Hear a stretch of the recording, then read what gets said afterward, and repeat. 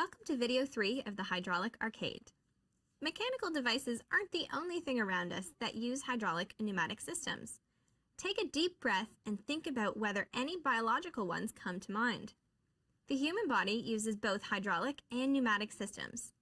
Our respiratory system relies on the properties of air to keep our lungs from collapsing and to bring oxygen in and out of our chests, while the cardiovascular system uses fluid dynamics and hydraulics to make sure blood is able to move throughout our body, carrying oxygen and nutrients to, and wastes from, all of our tissues. Can you think of any other hydraulic and pneumatic system examples in the human body? What about in the bodies of other animals? Echinoderms, a group of animals that include sea urchins and sea stars, use a water vascular system for movement. By pushing water through rows of hundreds of tube feet, little suction cup-tipped appendages all over their skin, and by using tiny but powerful muscles, echinoderms are able to walk along the ocean floor.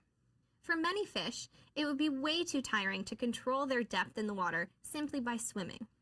Instead, they use swim bladders, little sacs of gas inside their rib cages that they can squeeze or relax, and in some cases shift gas into and out of, in order to sink and rise in the water.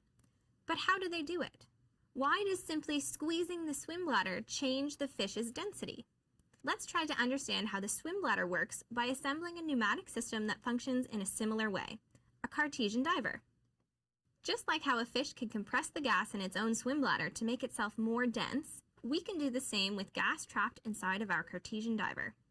Some things that you could use to assemble your own diver are a plastic water or pop bottle, an eyedropper, pipette, condiment packet, small balloon or plastic bag, and of course, plenty of water. You can check out the inquiry cards for more information on building a Cartesian diver if you need them. Once you've made your diver, see what it can do. Compare your pneumatic skills with a peer by setting goals to gather points. Who can keep their diver at the bottom of their bottle the longest using only one hand?